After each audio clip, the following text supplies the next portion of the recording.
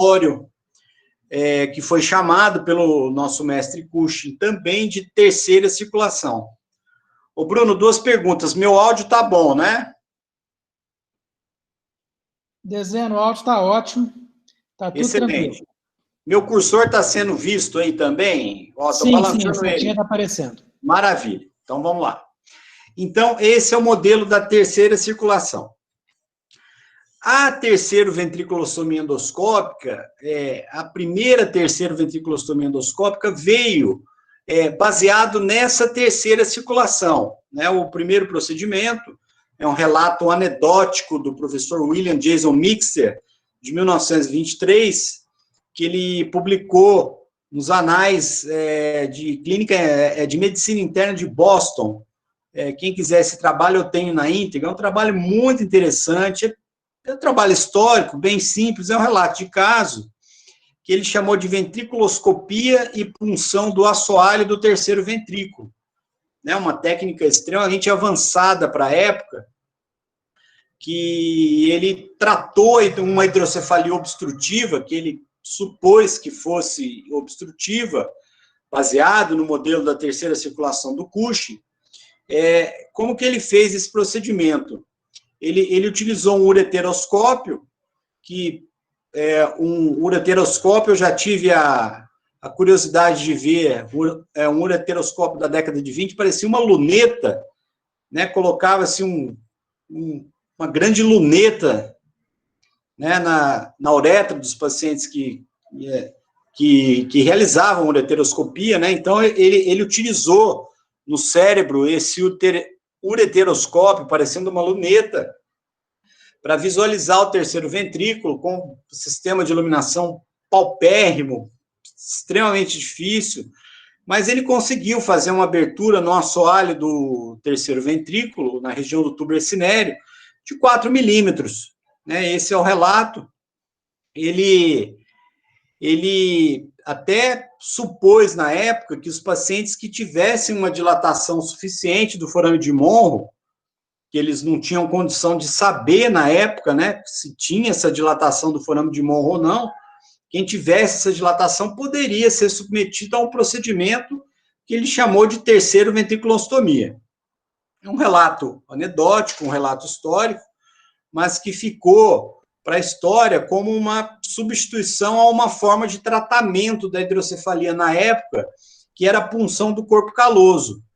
Era uma forma de colocar um cateterzinho através do corpo caloso, e com isso o líquor desaguava no espaço subaracnoide, e era uma forma de tratar. Então, ele disse que essa terceira ventriculostomia poderia ser uma forma alternativa nessa punção do corpo caloso. Nesta mesma época, Fay e Grant publicaram as primeiras imagens endoscópicas do sistema ventricular, só para a gente ter uma ideia da precariedade da tecnologia na década de 20, né, comparada com hoje, né, são imagens, assim, bastante arcaicas. Esse aqui, só para explicar, é o plexo coroide dos ventrículos laterais. Essa imagem primeira, essa outra aqui, essa aqui é uma imagem do átrio ventricular. Para se conseguir uma imagem dessa, esses autores expuseram os ventrículos a uma câmera, uma exposição de 2 minutos para conseguir uma imagem dessa. Ou seja, a tecnologia extremamente limitada na época, o que limitou bastante o desenvolvimento da endoscopia nessa primeira fase de sua história. Ela teve um período que a gente chama de ostracismo. O que é isso? A gente tem que lembrar que no final da década de 40, surgiram os primeiros shunts com sistemas de Nussen-Spitz, Spitz-Rother, e isso passou a ser o padrão ouro no tratamento das hidrocefalias. Então, aliada à pobreza tecnológica e o surgimento dos shunts, realmente essa técnica endoscópica ficou relegada a segundo plano.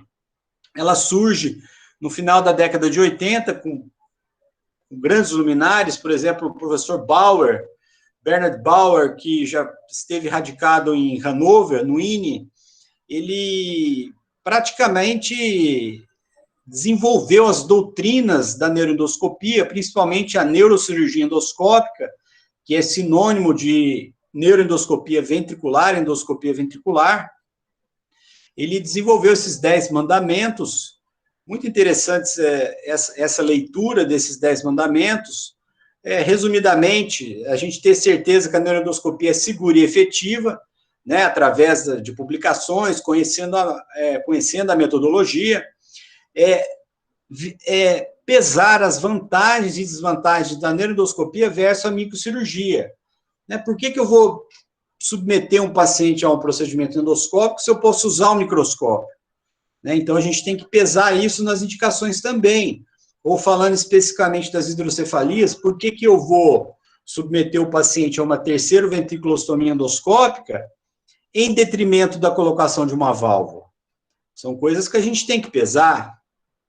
Ele preconiza, obviamente, o estudo dos marcos anatômicos cuidadosamente, conhecer as capacidades, as limitações dos instrumentos, sempre controlar os movimentos desses instrumentos.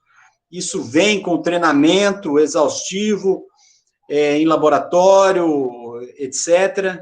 Sempre questionar as indicações cirúrgicas, né? Por que eu estou submetendo essa criança a uma terceira ventriculostomia endoscópica, etc.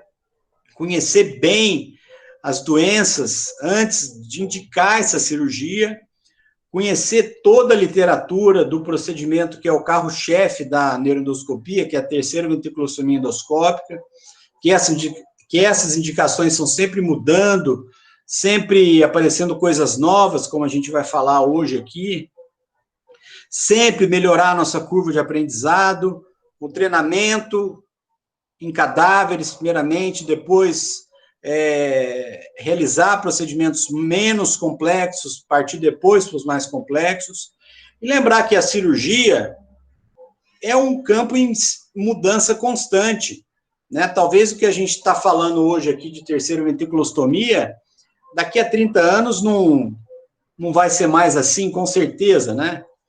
É aquela velha máxima que os nossos professores mais antigos da graduação nos diziam: a medicina é a ciência das verdades transitórias, né? Isso é muito verdade, né? Então, realmente, o professor Bauer deu uma grande contribuição ao renascimento da neuroendoscopia. Dentro desse conceito, muito mudou desde que Leonardo da Vinci fez os primeiros esboços dos ventrículos humanos, primeiro através de injeção de cera quente em cérebro de boi, depois em estudos de cadáveres, realmente, o mestre do Renascimento, Leonardo da Vinci. O que temos hoje de conhecimento para se realizar uma terceira ventriculostomia está sumarizado nessas duas figuras. Aqui na figura superior, algum destaque do forame de Monro. O forame de Monro, como todos sabem, os mais jovens que estão presentes na aula, é a porta de entrada ao terceiro ventrículo. Então, conhecer os marcos anatômicos do forame de Monro é de extrema importância para se realizar a terceira ventriculostomia endoscópica com segurança, com sucesso. Então, a borda supero-anterior do forame de Monro é nada mais que o pilar anterior do fórnix. Desculpa, coluna anterior ou pilar do fórnix. A borda posterior é demarcada pelo plexo coroide, que fica situado no ângulo venoso. Esse ângulo venoso é formado pela veia septal anterior e a veia tálamo estriada. Então, esse ângulo venoso e o plexo coroide fica na borda posterior do forame de Monro. Entrando no terceiro ventrículo, a visão da região anterior do terceiro ventrículo, que a gente tem que ter obrigatoriamente é essa: os dois corpos mamilares, o tuber cinéreo, que é uma membrana que liga a borda anterior dos corpos mamilares até o quiasma óptico, que está um pouquinho aqui para frente. Esse mais pretinho anterior é um infundíbulo hipofisário. A penetração para a realização da terceira ventriculostomia é nessa membrana chamada tuber cinéreo, e o que tem lateral ao tuber cinéreo são os hipotálamos, hipotálamo direito e hipotálamo esquerdo. Então, essa é a anatomia básica para se realizar uma terceira ventriculostomia endoscópica. O que é a terceira ventriculostomia endoscópica? Também para os mais jovens, né? Vou estar sendo repetitivo em alguns conceitos, mas eu acho que vale a pena a gente recordar tudo isso. É nada mais que a execução, a realização de uma fenestração no assoalho do terceiro ventrículo, para o líquor fluir ventrículo lateral, terceiro ventrículo, espaço subaracnoide. É um atalho criado através de uma técnica neuroendoscópica, né? Essa é a lógica da terceira ventriculostomia endoscópica. Muito importante também o conhecimento do que está abaixo do assoalho, está abaixo do tubo ercinéreo. É o chamado, são as cisternas que estão abaixo do tubo ercinéreo. Aqui, então, vemos uma camada de epêndima, que é o tubo ercinéreo, na verdade, uma camada de corpos neuronais, corpos de neurônios, né? O tubo ercinéreo tem corpos neuronais. Abaixo, nós temos uma membrana, que é uma prega de aracnoide, chamada membrana de Lilliquist, que tem uma prega, que tem uma porção celular, uma porção diencefálica e uma porção mesencefálica. O que está acima da porção mesencefálica da Lilliquist é chamada cisterna cisterna interpeduncular. O que está abaixo da porção mesencefálica da Lilliquist é chamada cisterna pré-pontina. A porção diencefálica da Lilliquist, que eu estou apontando aqui na setinha, divide a cisterna interpeduncular numa pars profunda, que contém as artérias tálamo perfurantes, e uma pars, ou partes superficiais, que contém a bifurcação da artéria basilar, cerebrais posteriores, cerebelares superiores e terceiro nervo. Para o sucesso da terceira ventriculostomia, essa porção diencefálica da membrana de Lilliquist deve ser aberta também, porque aproximadamente metade dos casos, metade dos pacientes, ela não é fenestrada, ela é uma membrana contínua. Então, em metade dos casos, não adianta nada a gente abrir só o tubo ercinéreo, tem que abrir a membrana de Lilliquist também, a porção diencefálica da Lilliquist. Vale essa observação anatômica. Então, quais as indicações da terceira ventriculostomia endoscópica? Essas são indicações gerais, tá? Porque, como eu disse, essas indicações mudam, elas vão mudando com o tempo, conforme vai se conhecendo melhor a fisiopatologia das hidrocefalias, principalmente na faixa etária infantil, no recém-nascido principalmente. Então, a terceira ventriculostomia, ela se destina às hidrocefalias obstrutivas, o caso mais clássico é a estenose de aqueduto, onde existe uma barreira no escoamento do líquor do terceiro para o quarto ventrículo. Outro caso clássico também, tumores da fossa posterior, como, por exemplo, mostrado aqui esse meduloblastoma, nessa criança que está praticamente comprimindo o aqueduto cerebral, comprimindo o quarto ventrículo e causando uma hidrocefalia obstrutiva. Outras hidrocefalias obstrutivas, como, por exemplo, estenoses nas vias de saída do quarto ventrículo, forames de Magendie, Luschka, que pode acontecer em processos inflamatórios, tumores ou até congênito, também são causas de hidrocefalias obstrutivas e podem ser tratadas com terceira ventriculostomia endoscópica. Essas outras hidrocefalias associadas, aqui com asterisco, por quê? Elas são ainda alvo de alguma controvérsia na sua indicação, porque não se conhece a verdadeira natureza dessas hidrocefalias. O caso mais clássico, a mielomeningocele, ela é tida como uma hidrocefalia obstrutiva, mas não se conhece direito a fisiopatologia.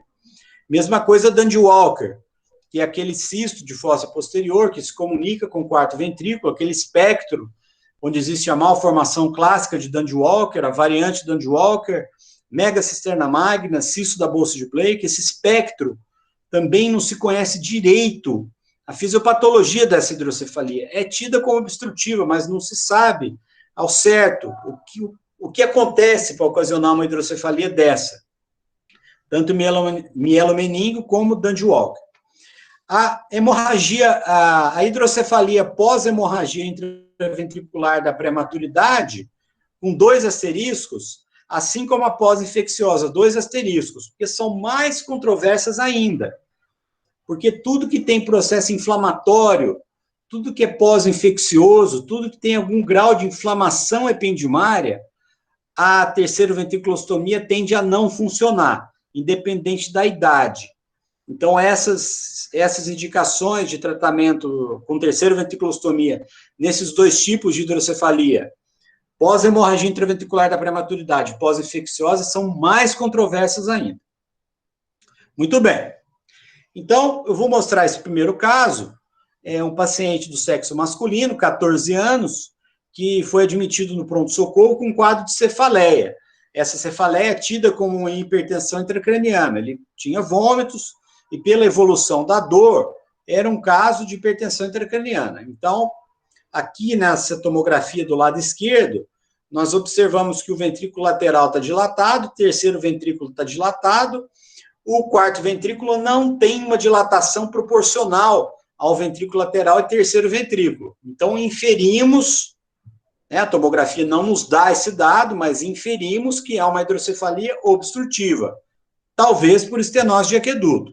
Conseguimos uma ressonância de urgência para esse garoto e a gente realmente via aqui, na região do aqueduto cerebral, uma estenose de aqueduto, né, dilatação do ventrículo lateral, terceiro ventrículo e o quarto ventrículo não dilatado proporcionalmente, estenose de aqueduto. Para esse caso, indicamos uma terceira ventriculostomia endoscópica de urgência. Para os mais jovens aí presentes, para os estudantes, esse é o principal ponto de entrada para os procedimentos endoscópicos intraventriculares, que é o chamado ponto de Cocker, que ele se situa em média 2 centímetros à frente da sutura coronal, que estaria mais ou menos onde eu estou mostrando com a setinha, 2 centímetros à frente, e 2 centímetros lateral à linha média, que é esse desenho achurado, que é nada mais, nada menos que o seio sagital superior. 2 centímetros lateral, 2 centímetros anterior à sutura coronal. Esse é o ponto de Cocker.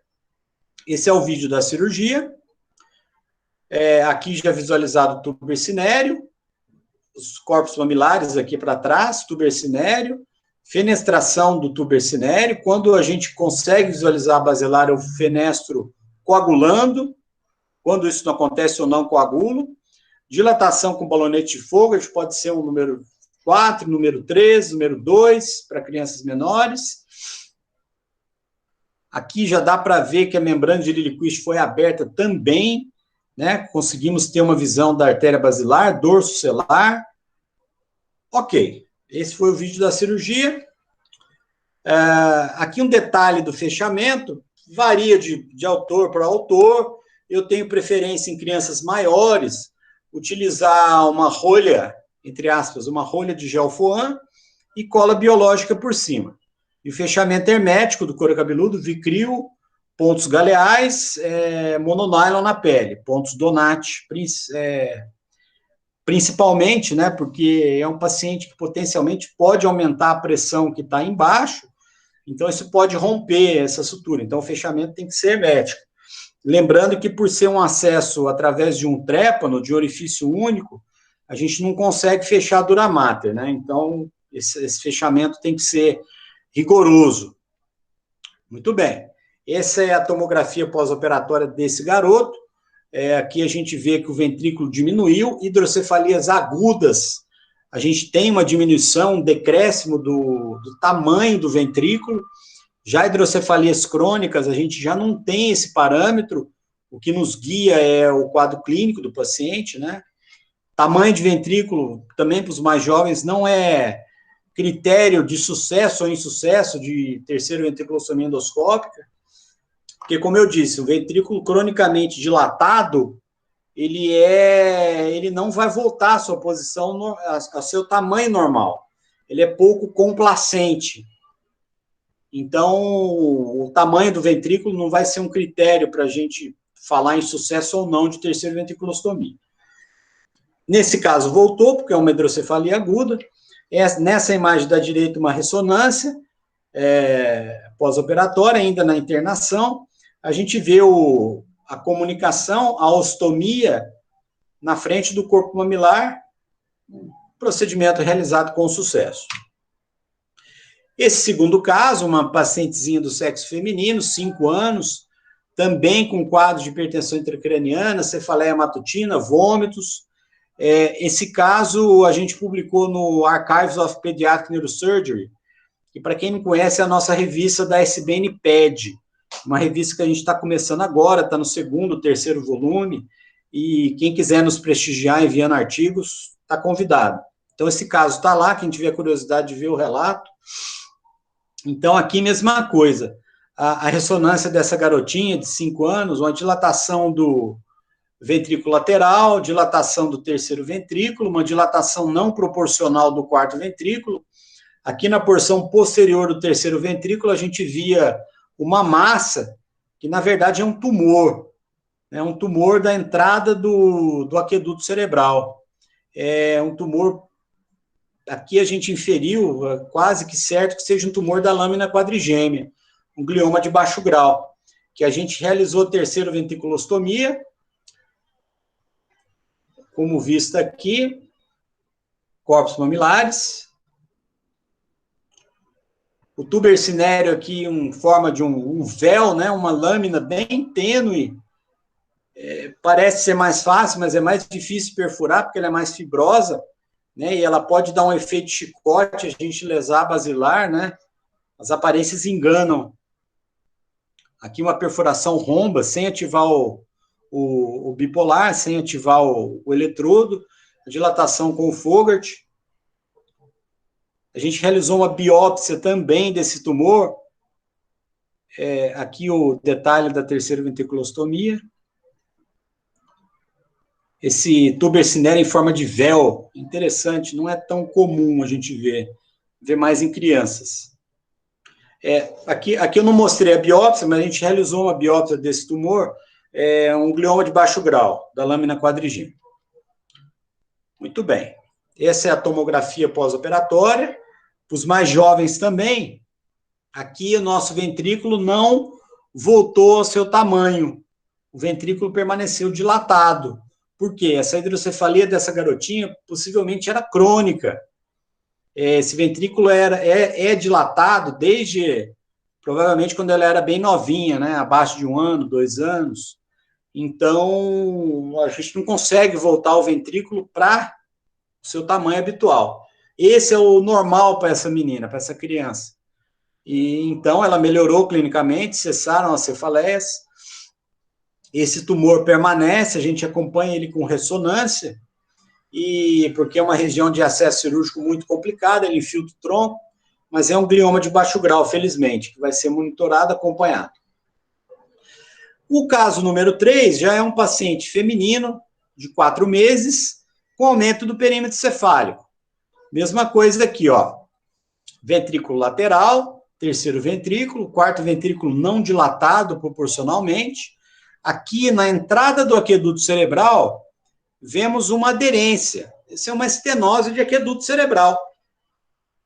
Famosa estenose de aqueduto cerebral do recém-nascido, né, da criança abaixo de 1 ano. Uma indicação boa de terceira ventriculostomia. Esse é o procedimento. Adentrando no terceiro ventrículo através do forame de Monro, visualização dos corpos mamilares, artéria basilar logo à frente, tuber cinério, terceiro nervo logo abaixo, terceiro nervo esquerdo, oculomotor, infundíbulo hipofisário. Quando eu visualizo a basilar, eu costumo coagular com o calor do próprio eletrodo, aqui a membrana de Lilliquist aberta, e a basilar visível também, em seu aspecto mais majestoso, é uma visão muito bonita do ponto de vista endoscópico. Dilatação com Fogarty.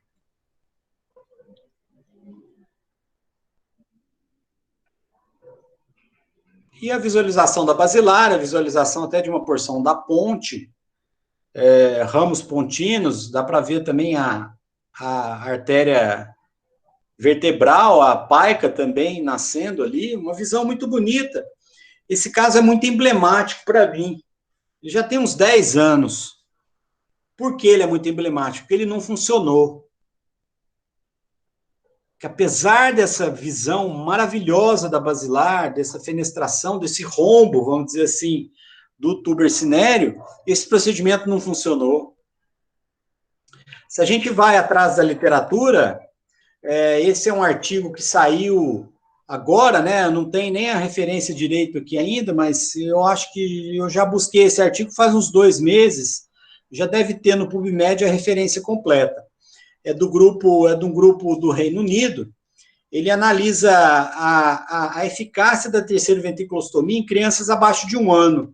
É uma meta-análise que conseguiu juntar uma casuística muito boa, uma corte muito boa, de 399 pacientes advindos de 19 trabalhos de terceira ventriculostomia endoscópica realizados abaixo de 1 ano. Para todas as etiologias, o sucesso da terceira ventriculostomia é em torno de 51,6%. Se a gente considerar somente os pacientes com aqueduto, com estenose de aqueduto, esse índice de sucesso sobe um pouquinho para 56,5%. Isso significante, né? Esses dados significantes. Ou seja, esse bebezinho de 4 meses que eu mostrei o caso, cai nesse grupo aqui, né? Estenose de aqueduto, ele teria 56,5% de chance de dar certo. Já quando se considera a idade, crianças abaixo de 6 meses, essa proporção cai para em torno de 45% de sucesso, que é a nossa criancinha, a Lohane. Esse caso me marcou muito. E quando a criança se aproxima de 1 ano, esse sucesso vai aumentando, muito significante, né? Agora, a pergunta é por quê? Por que essa imagem é maravilhosa? Eu amo essa imagem, é de uma hidrocefalia do século XVII. Por que uma terceira ventriculostomia, que a gente tem uma imagem maravilhosa dessa, não funciona? Por quê? Né? Essa resposta não existe ainda, sem querer desanimar nossos ouvintes aí. Nós não temos essa resposta. Tem algumas coisas que surgiram na literatura que podem explicar, mas tem algum detalhe, tem alguma nuance que ainda nós não conseguimos perceber ainda o porquê disso. Né? Talvez a reabsorção licórica do recém-nascido seja diferente, talvez a própria circulação licórica do recém-nascido seja diferente. Alguns autores dizem que ela é retrógrada, inclusive, pasmem, ela é retrógrada, ela não obedece aquele fluxo da terceira circulação do mestre Cushing, ela pode ter o sentido contrário, né? Isso é uma coisa bizarra, mas o fato é que, por que não funciona? Né?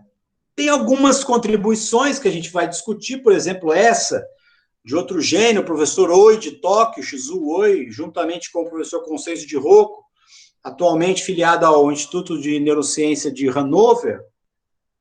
Eles propuseram uma teoria da evolução da dinâmica licórica. Né? O que seria isso?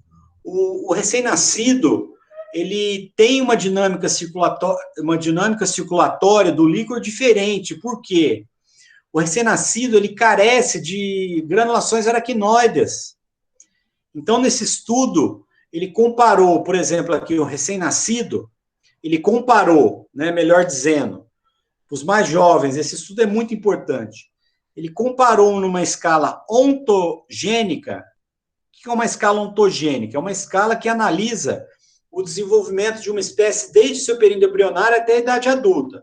No caso aqui, uma escala ontogênica humana com uma escala zoológica de animais mais desenvolvidos, teoricamente mais desenvolvidos na escala zoológica.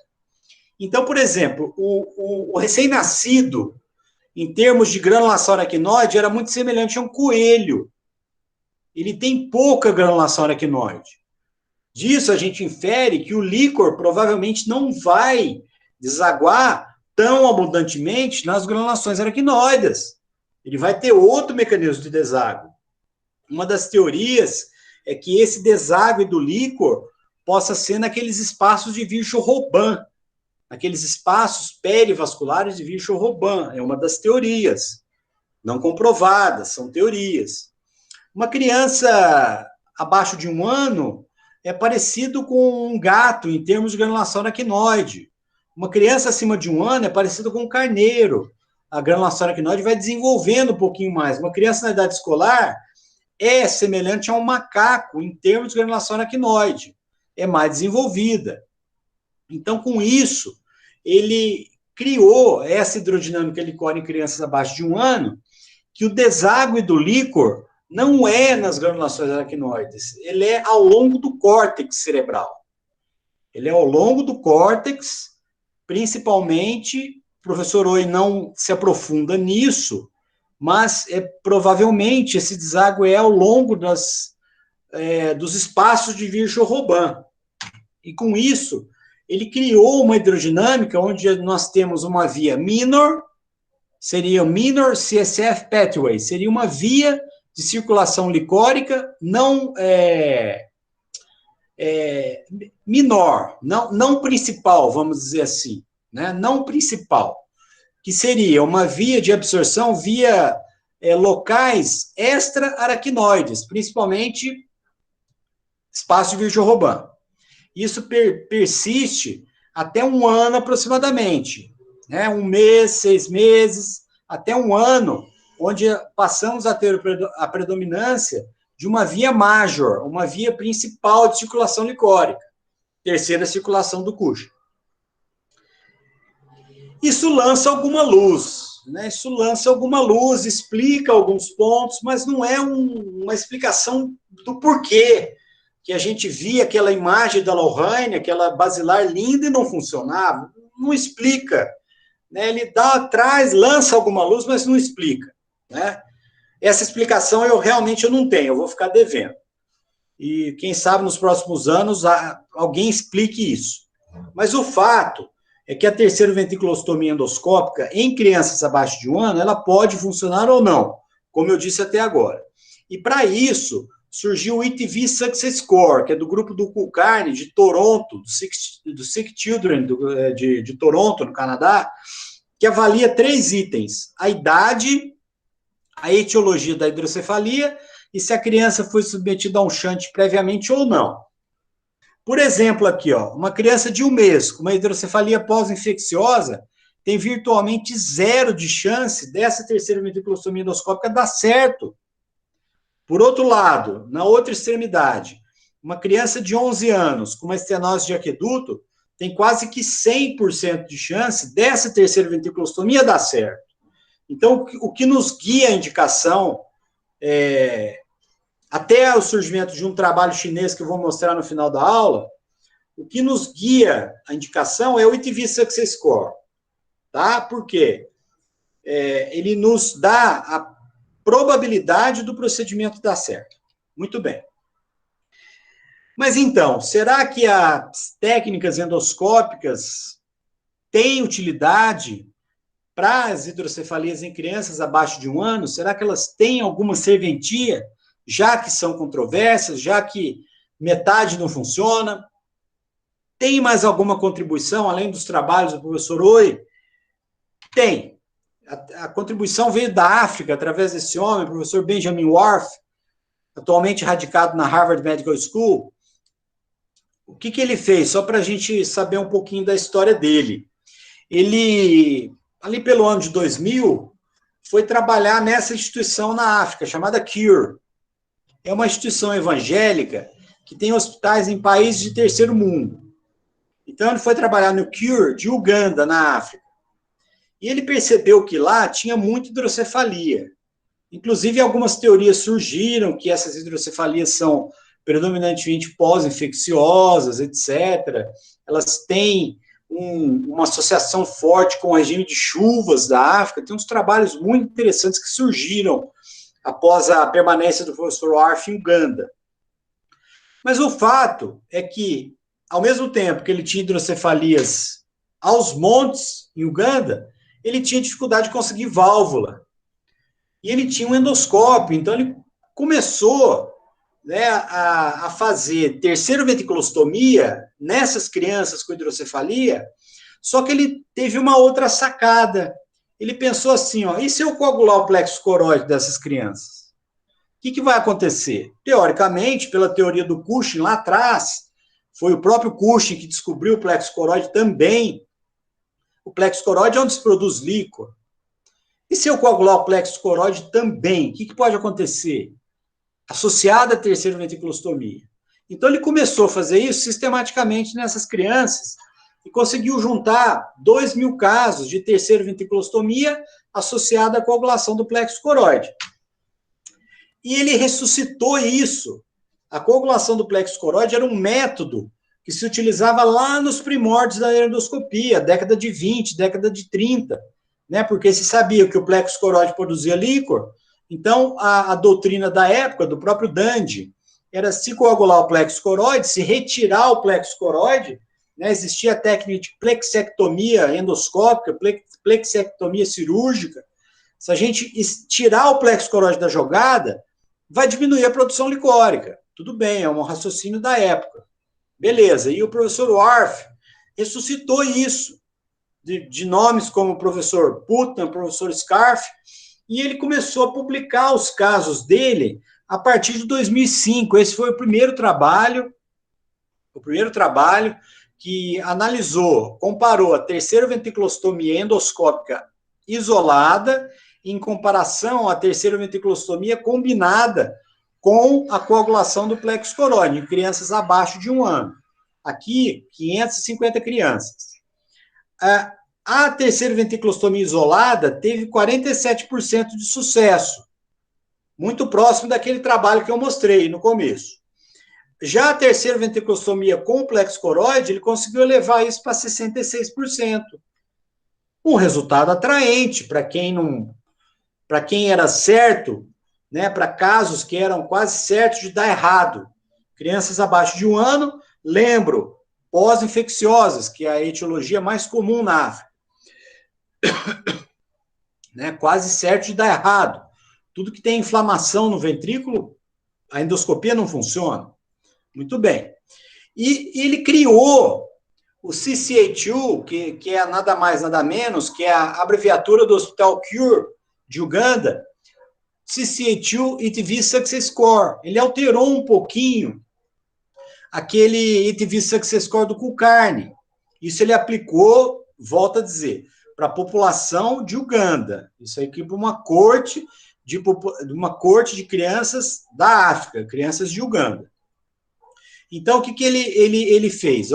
Ele dividiu em idade, etiologia, e se realizava a coagulação do plexo coroide ou não.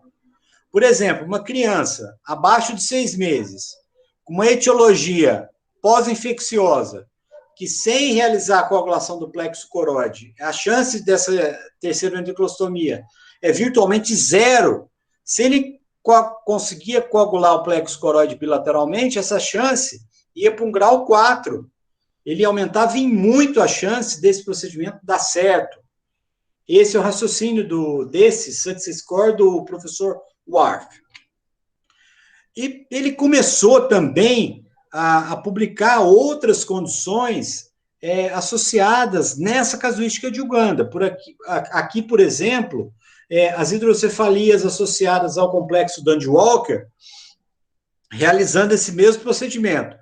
Terceira ventriculostomia e coagulação do plexo coroide. Aqui, no caso, uma casuística, uma corte de 45 crianças com idade média de 5 meses. A malformação clássica de Dandy-Walker, 74% de sucesso. Lembram no início que eu falei que ela era controversa? Que só com terceira ventriculostomia pura, ela é virtualmente quase zero de chance de dar certo. Com coagulação do plexo coroide, 74% de sucesso. Variante Dandy-Walker, que seria um Dandy-Walker mais brando, 73% de sucesso. Mega cisterna magna, que é considerada hoje no espectro do Dandy-Walker, 95% de sucesso. Muito bem. Mas aí, bom, deixa eu mostrar esse caso e eu faço um comentário no final. Esse é um garotinho de 3 meses com quadro de hipertensão intracraniana. Ele foi operado de urgência. Aqui a gente vê que o ventrículo lateral está dilatado, o terceiro ventrículo está dilatado, mas o quarto ventrículo não. Aqui uma curiosidade, para os mais jovens também. Esse quarto ventrículo se abre num cisto. Parece que ele se comunica com um cisto na fossa posterior. Essa é uma variante Dandy-Walker. Por que variante não é a malformação clássica de Dandy-Walker? Porque a gente não vê uma elevação da tenda do cerebelo. A tenda do cerebelo está na sua posição habitual.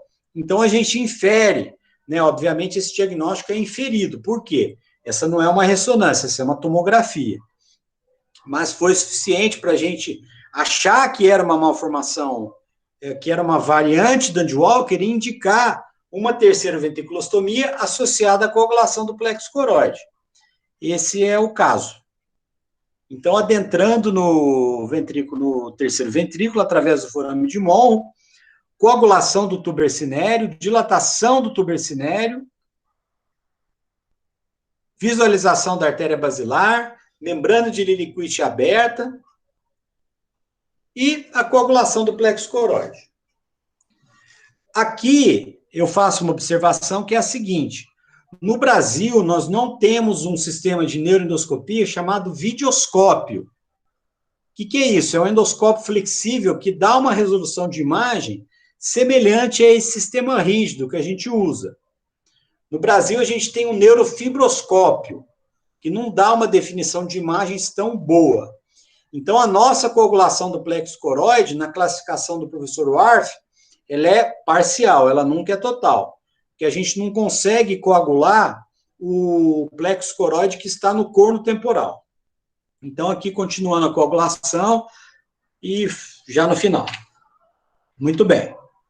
Esse é o detalhe do fechamento. Aqui uma particularidade da terceira ventriculostomia em crianças muito novinhas, que o ideal é a gente abrir a dura mater e fechar com pontos separados e cola biológica.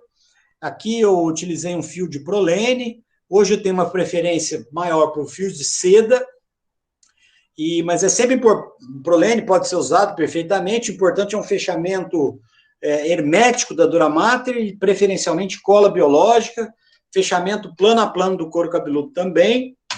Muito bom. Esse é a criança do sexo masculino, de 3 meses, que eu mostrei. Esse é o pós-operatório, presença de ar no espaço braquinoide, presença de ar no ventrículo. Volto a dizer, essa criança provavelmente já tem esse ventrículo desde o nascimento rígido, então ele não volta ao normal, mas clinicamente aqui vai muito bem, está muito bem, graças a Deus. Essa é uma tomografia que a gente conseguiu com 3 meses após a realização desse procedimento. Aqui bem evidente, né, o cisto de fossa posterior comunicando ao quarto ventrículo. Aqui o artefato de fluxo da terceira ventriculostomia endoscópica. Resumo da ópera desse caso. Se fosse uma terceira ventriculostomia endoscópica isolada, ele não funcionaria. Associando a coagulação do plexo coroide, mesmo que parcial, ele funcionou. Está bem até hoje. A crítica que começou a surgir com o professor Warf é a seguinte: professor Warf, o senhor fez isso lá em Uganda, com 2.000 crianças africanas, né? Por que você não começa a fazer isso nos Estados Unidos, em território americano? Então, a partir de 2014, ele já começou, a partir de 2010, 2011, ele começou a aplicar essa técnica nos Estados Unidos, e a partir de 2014, esse foi o primeiro trabalho, começou a publicar essas séries, e teve os resultados muito semelhantes aos resultados de Uganda. Ele conseguiu melhorar o índice de sucesso da terceira ventriculostomia isolada, né? Aí surgiu o Hydrocephalus Clinical Research Network, que começou a ser publicado, a parte de hidrocefalia, a partir de 2018, né? Que já começou aqui, já no estudo multicêntrico, vários centros nos Estados Unidos pesquisando isso, né? Aqui a coisa já começou a ficar um pouco controversa, né? Porque nesse estudo multicêntrico se percebeu que o sucesso da terceira ventriculostomia endoscópica isolada parece que é semelhante à terceira ventriculostomia com coagulação do plexo coroide. Isso em 118 pacientes, 118 pacientes abaixo de 24 meses, né? Então, esse foi meio que um balde de água fria na metodologia. mas esse estudo disse, parece que tem subgrupos adequados à terceira ventriculostomia e a coagulação do plexo coroide. Né? Isso, em 2018, era uma coisa em aberto. Isso começou a ser destrinchado, né? O mesmo grupo, o Hydrocephalus Clinical Research Network Study, a gente está até participando do próximo trabalho que vai sair. Aqui uma coorte de 192 crianças, aqui sim, um grupo bastante interessante, né? 191 crianças abaixo de 6 meses. Aqui sim, o Hydrocephalus Clinical Research Network conseguiu definir subgrupos. Qual que é o melhor? Mielomeningocele. Esse é o melhor subgrupo para se tratar com terceira ventriculostomia e coagulação do plexo coroide abaixo de 6 meses, né? Interessante. Estenose de aqueduto também é um subgrupo legal que pode dar certo, que a chance é maior que 60%, e, curiosamente, a hidrocefalia pós-hemorragia intraventricular da prematuridade, em crianças acima de 6 meses. Né? Aqui um resultado até certo ponto curioso. Né? Vamos ver os próximos capítulos disso aí, que vai nos mostrar os próximos resultados. Mas dentro desse conceito, eu compartilho agora essa criancinha de 2 meses com essa mielo corrigida, né? Aqui o vídeo da correção da mielomeningocele, uma correção habitual pós-natal, não foi pré-natal, pós-natal. Aqui a cicatriz, que evoluiu depois de 2 meses, né? Foi corrigido ao nascimento, evoluiu depois de 2 meses com essa hidrocefalia, que conseguimos uma tomografia de urgência, e nesse caso, realizamos a terceira ventriculostomia com a coagulação do plexo coroide, abertura do tuber cinéreo, visualização da basilar, coagulação do plexo coroide, volto a dizer, coagulação parcial, né, um grau 2, segundo a escala do professor Warf. É importante a coagulação da artéria coroideia posterolateral, que é visualizada aqui. Esse é o glômus coroideu, a região do plexo coroide que está no átrio ventricular. Uma coagulação parcial, mas que eu considero de extrema importância para essa terceira ventriculostomia dar certo. Aqui o resultado final da coagulação. Já estou acabando, viu, Bruno? Esquenta com o tempo, não, está muito bom. Então, tá bom.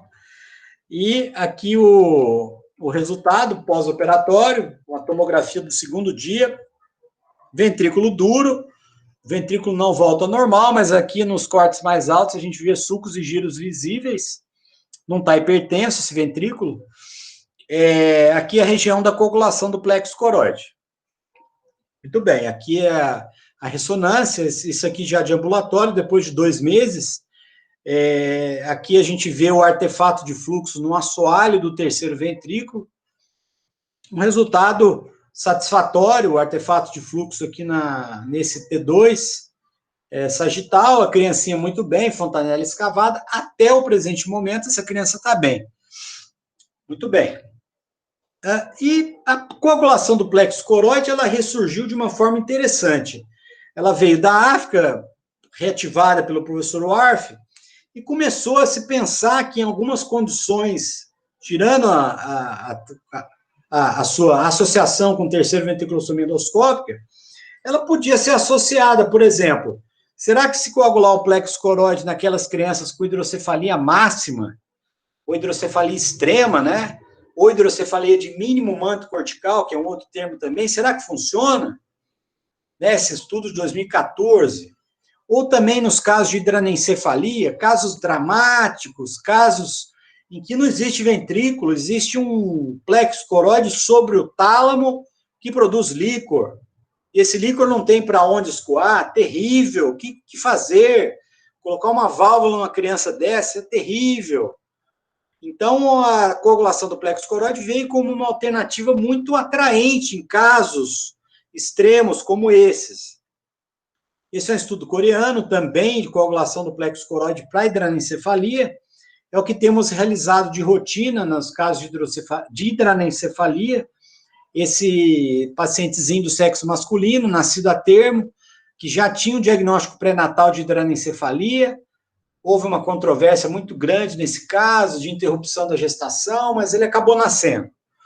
E esse caso já tem 2 anos, está vivo ainda, mas para os mais jovens também. O que é a hidranencefalia? Presença de tronco cerebral, fossa posterior, um esboço de lobo occipital, e o resto é água, é líquor. O resto é líquor. Por quê? Existe até o tálamo, não existe o telencéfalo e o diencéfalo, até o tálamo existe. Então, existe o plexo coroide sobre o tálamo. E esse plexo coroide produz líquor, e esse líquor não tem pão de escoar, porque não tem ventrículo. Então, é um caso dramático, essa é a ressonância dessa criança. Olha que interessante, o resquício de lobo occipital, cerebelo, tronco cerebral, e até o tálamo. E tem plexo coroide, produz líquor. Tradicionalmente, o quê? Colocar uma válvula nessa criança. Crianças malnutridas, crianças com gastrostomia, propensa a infecções, não é um candidato bom à válvula. Então, até a coagulação do plexo coroide vai muito bem nesses casos, né? Esse aqui é o videozinho desse paciente. Aqui como se fosse uma transiluminação da luz, né? Que ilumina uma cavidade cheia de líquido. Essa imagem não é de dentro do ventrículo, volto a dizer, de dentro do crânio. É num espaço intracraniano cheio de líquor, porque não existe ventrículo, não existe telencéfalo. Existe o plexo coroide boiando sobre o tálamo. Né? Então, a coagulação desse plexo coroide pode frear a produção licórica. Alguns casos funcionam, alguns casos não funcionam, a maioria funciona. Os que não funcionam, eu não sei explicar por que não funciona. Talvez porque existam outros sítios de produção licórica que não o plexo coroide, né? Mas a maioria que a gente consegue coagular com sucesso, esse plexo coroide é uma alternativa excelente dessa criança ficar sem válvula. Muito bem, esse é o bebezinho pós a cirurgia. Uma outra questão que começou a surgir na literatura também, pós professor Worf, o que vai acontecer com essas crianças que têm a coagulação do plexo coroide realizada ao nascimento, em termos de desenvolvimento intelectual? Então, agora, 2018, começa a surgir o segmento daquelas crianças que nasceram lá em 2000, 2001, 2002, até 2010. Agora que começa a surgir o segmento dessas crianças, né? Por exemplo, essa coorte desse grupo de Tóquio, do professor Okano, 14 crianças abaixo de 1 ano que foram submetidas à coagulação do plexo coroide, com ou sem terceira ventriculostomia, e que tiveram segmento de pelo menos até 5 anos após a cirurgia. Interessantemente, né, o desenvolvimento intelectual dessas crianças não foi diferente, estatisticamente significante, das crianças que têm shunt ou que ficaram sem shunt. Ou seja, parece que a coagulação do plexo coroide não tem efeito no desenvolvimento intelectual dessas crianças. Interessante esse estudo, e a partir de agora vai começar a surgir mais trabalhos dessa natureza, avaliando qual é o desenvolvimento intelectual de uma criança que foi submetida a uma terceira ventriculostomia endoscópica e coagulação de plexo coroide. Vamos começar a saber disso agora, né? Da minha observação prática, parece que essas crianças evoluem normalmente. Essa é a primeira prova disso, né? Mas vão surgir mais trabalhos. E para finalizar minha fala, deve estar todo mundo cansado, tenho certeza disso. A partir do ano passado, esse trabalho de 2019 do grupo chinês, começou a se verificar o que a gente observava do ponto de vista empírico, que é essa third ventricle floor bowing. O que é isso? É como se o terceiro ventrículo tivesse dilatado, tivesse gordinho, e desse para ver um bowing abaixo do terceiro ventrículo. Parece que as crianças que têm esse third ventricle floor bowing têm uma chance maior de sucesso quando comparadas na escala do ITV Success Score. Olha que interessante. Essa coorte de 122 crianças com idade média de aproximadamente 6 anos, as crianças que possuíam esse third ventricle floor bowing tiveram 81% de sucesso, contra 69% de sucesso se elas fossem classificadas pelo ITV Success Score. Interessante esse resultado. É um estudo chinês, dá um pouco de medo, né? Mas tudo que vem da China agora dá medo, né? Dá pânico. Mas o Third Ventricle Bowing é isso aqui, ó. Esse abaulamento em direção à cisterna interpeduncular e pré-pontina. Esse é o Third Ventricle Bowing. Ele pode ser um preditor em adultos e pode ser um preditor em crianças também. Esse estudo é do ano passado. Esse ano já saiu esse outro estudo muito interessante de crianças abaixo de 1 ano. Olha que interessante. Se a gente vê essa corte de 42 crianças de idade média de 7,3 meses, se a gente olhar só para o Third Ventricle Floor Bowing, teríamos 71,4% de sucesso. Se fôssemos olhar para o ITV Success Score, teríamos 52,3% de sucesso, na mesma corte de crianças. Isso é muito interessante, porque, de certa forma, esse próprio autor, Wang, eu conversei com ele, ele disse o seguinte, na opinião dele, o Third Ventricle Floor Bowing pode ser um quarto item no ITV Success Score. Além da idade, etiologia e presença de shunt ou não, o Third Ventricle Floor Bowing pode ser um quarto item. Que se a criança tiver o Floor Bowing, ela é um item a mais de sucesso para a terceira ventriculostomia. Endoscópica pura, sem considerar a coagulação do plexo coroide. Tá? Esses 2 estudos chineses não levaram em consideração a coagulação do plexo coroide. Terceira ventriculostomia endoscópica pura. Essa é a corte, resultados muito interessantes. Vou voltar aqui, ó. Quem quiser fotografar, vale a pena ler esse artigo, muito interessante. Essa corte vai desde etiologias pós-infecciosas, cisto de aracnose, sinais de aqueduto, etc., até pós-trauma, que é muitíssimo controverso, 71,4% de sucesso. Isso tudo nós discutimos nesses 2 livros, nessas 2 publicações despretensiosas, humildes, esse Atlas de Neurocirurgia Endoscópica do Terceiro Ventrículo, publicado em 2017, tem um PDF rolando aí, né, Brunão? Todo mundo deve ter ele. Esse aqui é um livro recém-lançado. Eu respeitei seu PDF, mas agora que você liberou, eu vou passar para todo mundo. Esse aqui é um livro recém-lançado só sobre terceira ventriculostomia endoscópica. Eu ainda não tenho o PDF, mas quando eu tiver eu vou compartilhar com prazer. Aqui a gente trata somente de terceira ventriculostomia endoscópica, discutindo esses aspectos que foram discutidos durante a aula. Gostaria de mais uma vez agradecer o Bruno pelo convite. Volto a dizer, a Santa Casa é um lugar que eu tenho irmãos, tenho amigos de coração. É um prazer estar sempre em contato, estar sempre presente com vocês. Tá aí meus contatos, para quem tiver alguma dúvida, meu e-mail, quem quiser me seguir no Instagram. Eu agradeço a atenção de todos. Muito obrigado. E peço desculpas pelo tempo, né, Bruno? Não, o tempo não é problema. Assim, a gente sempre fala que a aula foi boa, para poder agradar, mas a aula realmente foi boa, cara. A gente, assim, quando você acha que não tem mais nada para falar, você conseguiu arrumar uma aula com novidade, muita coisa interessante, foi fantástico, muito bom mesmo. Brunão, posso perguntar? Pode. Ô, Dezena, tudo bem? Opa! Primeiro, queria agradecer pela aula, tá? Pela presença, muito obrigado, viu? Quem que tá falando? Não tô vendo. É Marco. Delarete. Ô, Delarete, você tá bom, cara? Tranquilo, cara? Você tá me escutando? Não tô, mas não tô te vendo, não tá aparecendo tua cara ali, pô? Uai, estranho. É que todo escuro. Tá bom, tranquilo. Deixa eu te perguntar uma coisa aqui. Tá. Para casos de pacientes com tumor de fossa posterior com hidrocefalia, você acha que vale a pena uma terceira ventriculostomia? Diminuiria a necessidade desse doente fazer uma válvula depois? Eu acho que sim. Delarete, porque esses pacientes... Agora, depende do tumor, né? Por exemplo, se é aquele que vai ser operado, que você vai conseguir diminuir o volume da fossa posterior, eu acho que a terceira ventriculostomia substitui a válvula, com certeza, tá?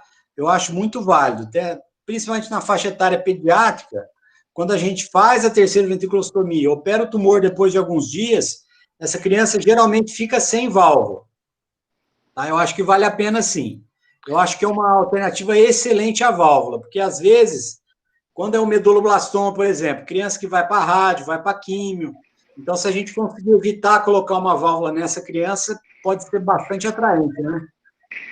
Normalmente você faz essa terceira ventriculostomia antes da cirurgia do tumor, ou você opera o tumor, espera para ver se vai precisar ou não, e depois faz a terceira ventriculostomia? Boa pergunta. Eu faço antes da cirurgia do tumor.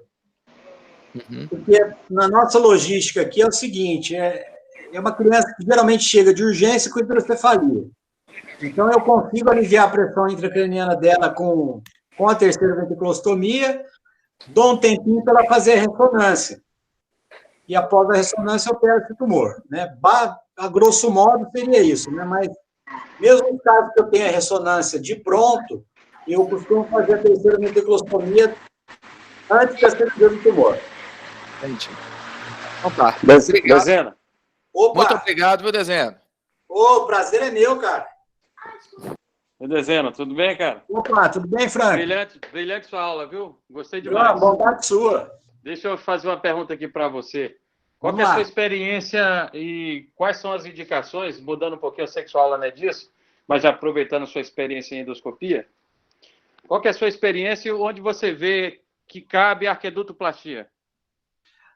Boa pergunta também. Talvez um dos procedimentos mais controversos, viu, Frank? Sim, com certeza. Pelo seguinte, ele já é controverso quando a gente leva em consideração a utilização de stent, né? E sem a utilização de stent, ele praticamente não existe mais, não funciona.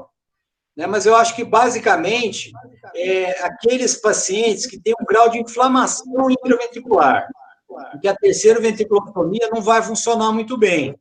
Então, nesses pacientes, por exemplo, a hemorragia uma hidrocefalia pós-infecciosa, pós-hemorragia intraventricular da prematuridade, pode-se ter uma boa indicação de aquedutoplastia.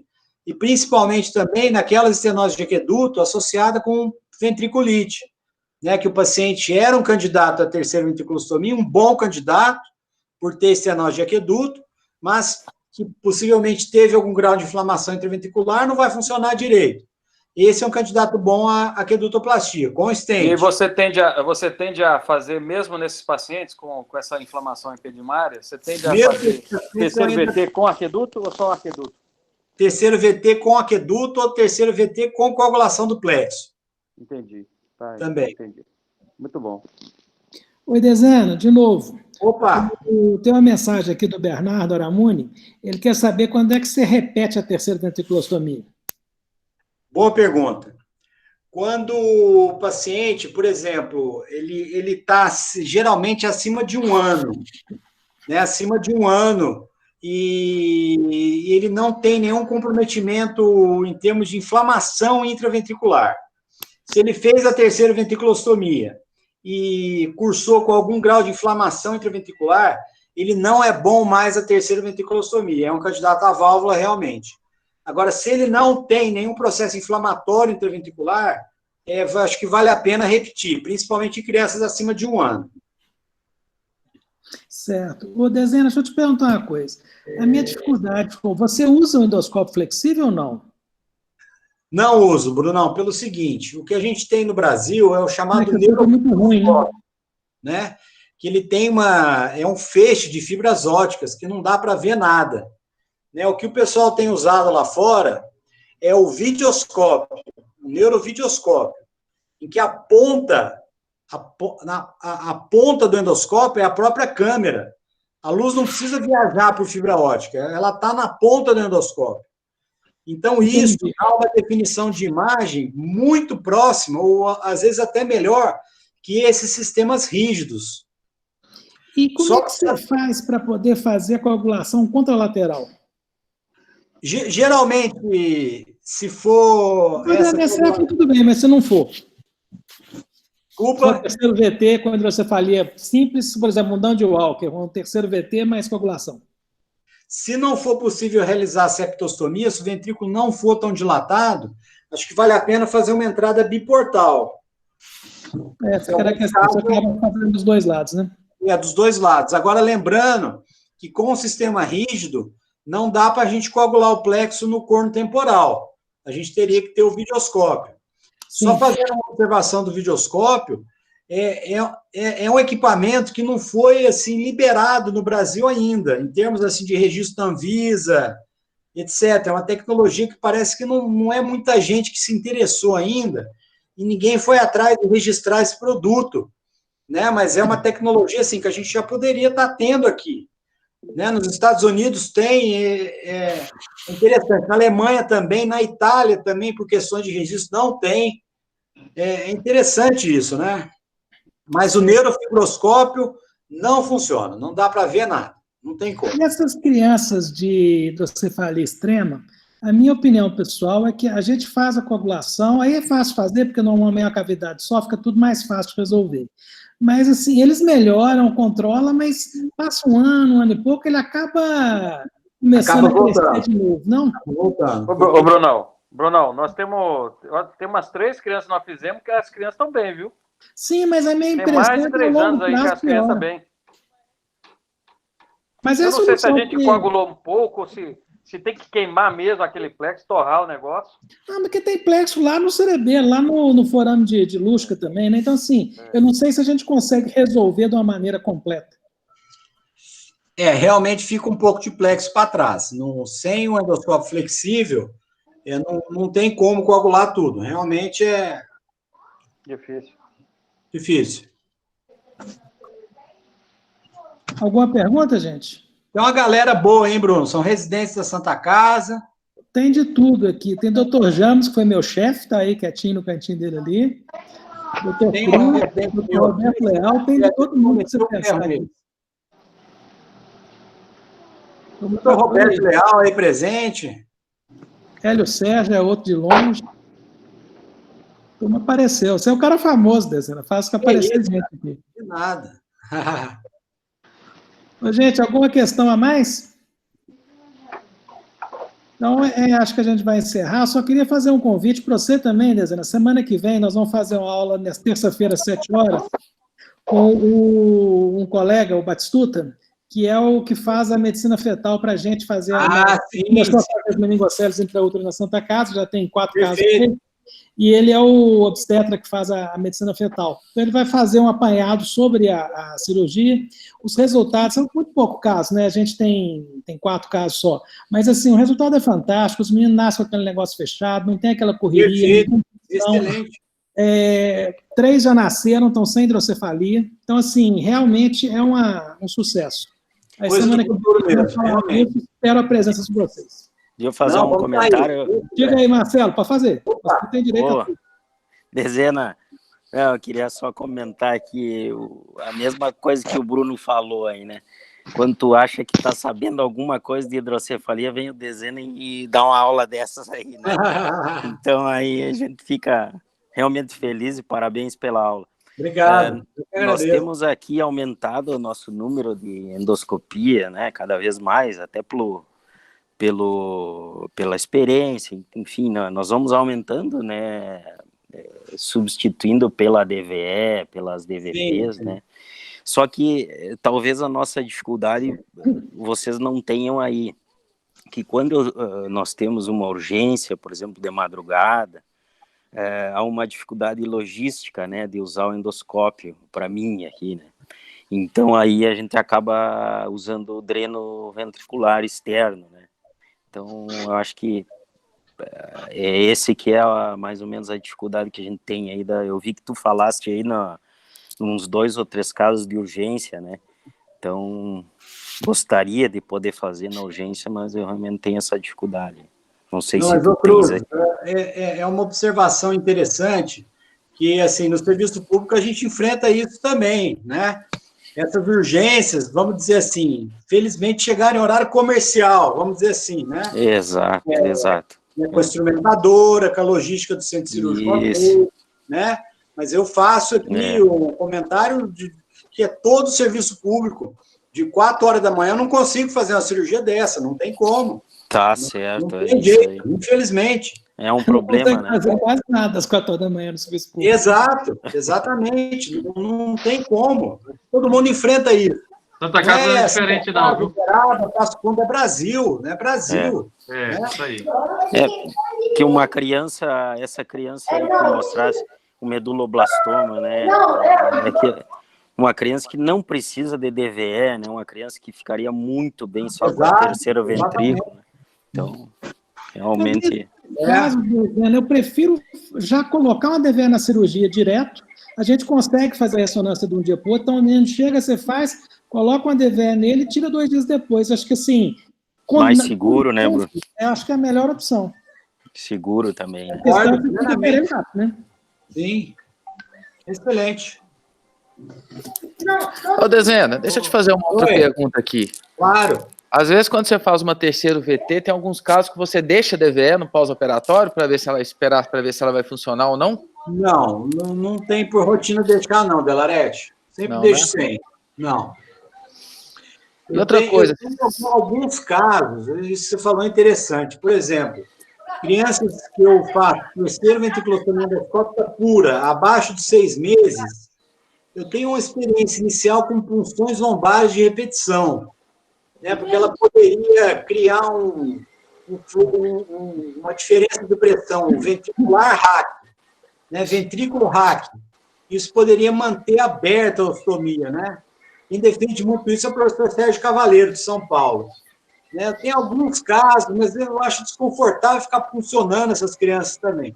Outra coisa que ele gosta muito, que eu acho bastante interessante, é usar Diamox, né? Porque você faz a terceira ventriculostomia e consegue levar a criança alguns meses, mais próximo de 1 ano, né? É quando a terceira ventriculostomia pode dar mais certo ainda. Eu acho interessante esse raciocínio, mas DVE eu não costumo deixar, não.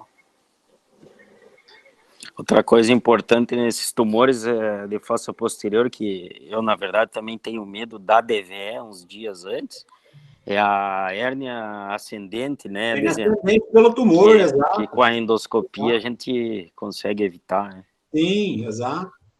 Mas a ideia seria colocar a DVE na hora da cirurgia direto. Aí tem que operar. Claro. Né? Ô, gente, eu coloquei o link nós temos um canal no YouTube que estamos colocando as aulas, eu coloquei aqui nas mensagens. Daqui amanhã cedo, no máximo, a aula do Dezena já está lá disponível para todo mundo. Quem quiser rever alguma coisa, ou quem não teve a oportunidade de assistir, que queira passar para alguém, ela vai estar lá no... Beleza. E se inscrevam lá e dê um like, né, Brunão? Exato, estou igual o youtuber, me inscreve, dá um like, pega o sininho. Me sigam no Instagram também, viu? Me sigam no Instagram, por favor. Ô, Dezena, já postaram seus 2 livros aqui no grupo, foi só você falar dos livros, já estão os 2 PDF aqui no grupo.